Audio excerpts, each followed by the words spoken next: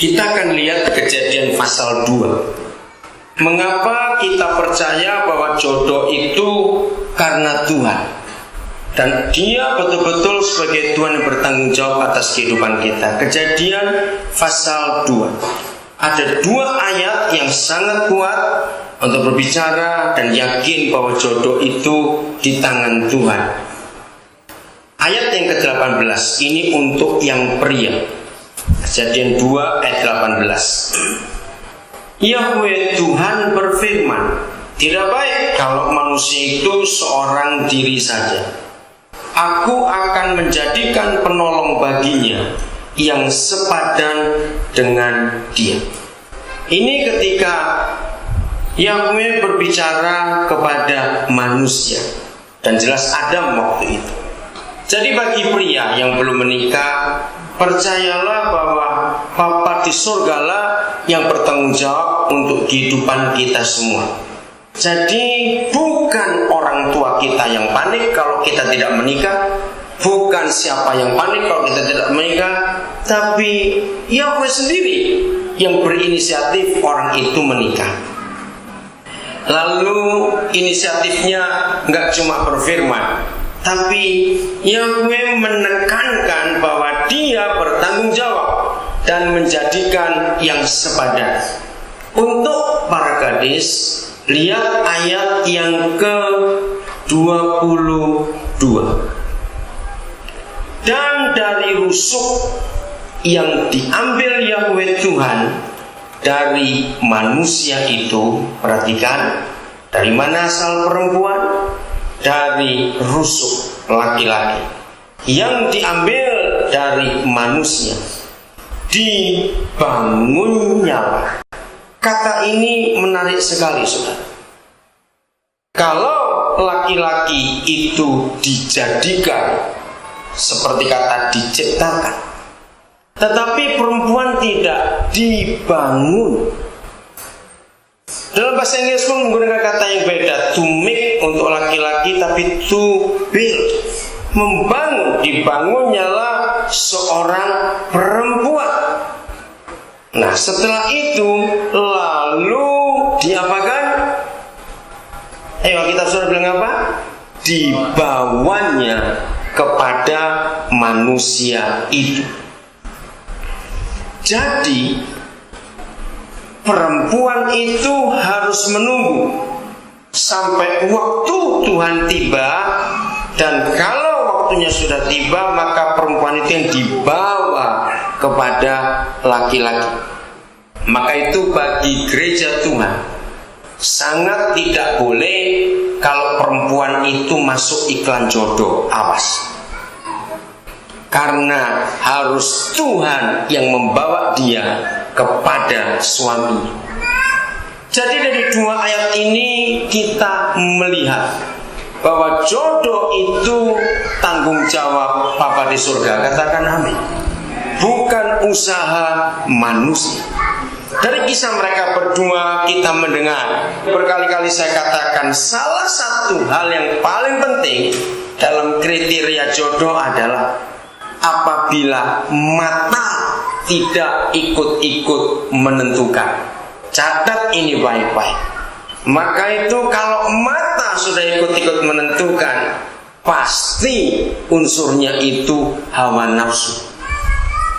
Maka itu orang-orang tua, mari kita cerewet kepada anak-anak kita, bahwa menentukan siapa calon istri atau calon suami kita, ajari mereka untuk berkata dengan benar.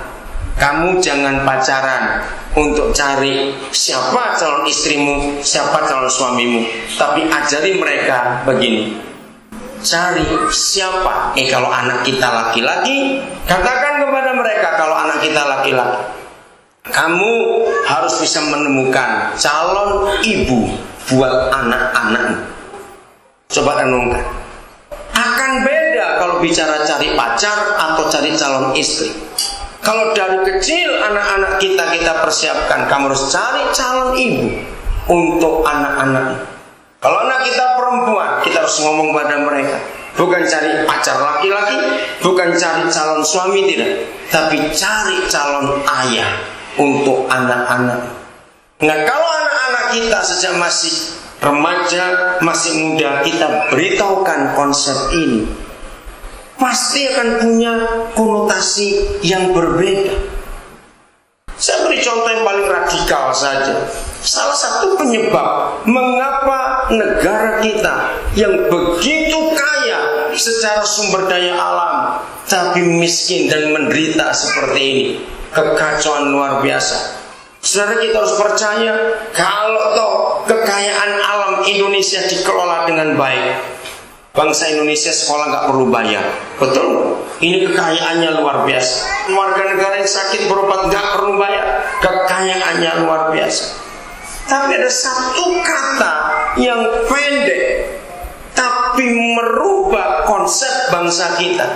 Ketika zaman Orde Baru, pemerintah kita menyatakan hutang luar negeri diganti dengan kata bantuan. Coba bayangkan, itu yang merusak. Jadi apa saja yang kita konsep dalam hidup kita, itu yang kita lakukan.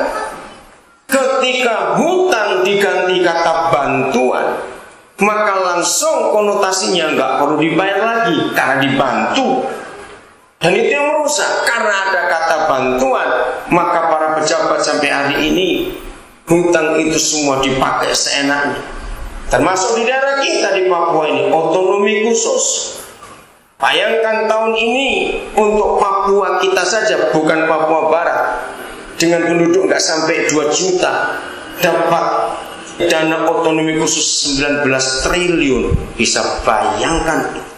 Maka itu ajari anak-anak kita punya konsep yang jelas.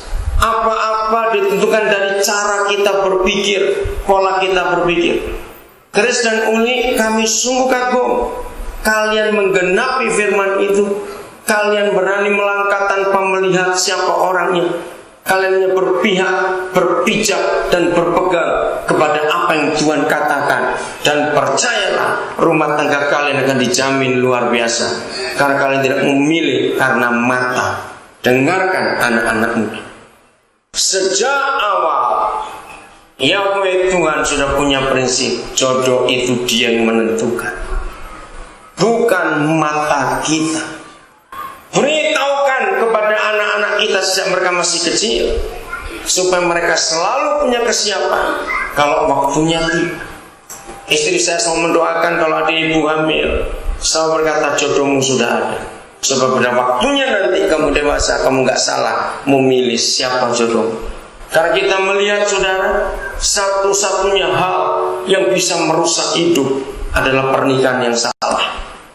Saya ulangi lagi, satu-satunya yang bisa merusak hidup, merusak semuanya adalah pernikahan yang salah. Bayangkan kalau pernikahan itu salah, maka tiap hari, kalau boleh dikatakan, atau seminggu 2 kali, atau seminggu berapa kali, kita berdua yang menikah salah, pasti akan ribut terus. Kita puas kalau ribut, suami istri kita puas bisa melampiaskan. Ayo kita jujur itu. Tapi kita lupa ada manusia-manusia kecil yang kita lahirkan. Justru dari kepuasan kita marah, itu merusak mereka. Jawab iya atau tidak?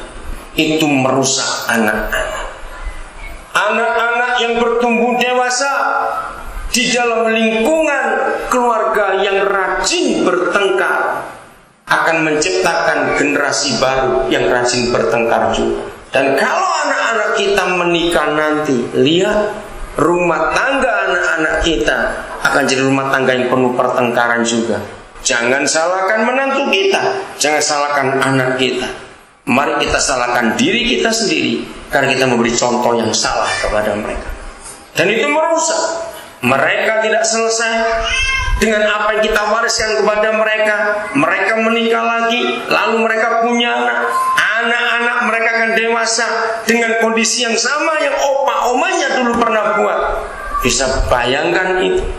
Maka itu pernikahan yang salah itu merusak terus menerus, tidak bisa berhenti. Dan itu menakutkan sekali. Maka itu mari ayah ibu, suami istri, kita itu benar di hadapan dia, katakan amin.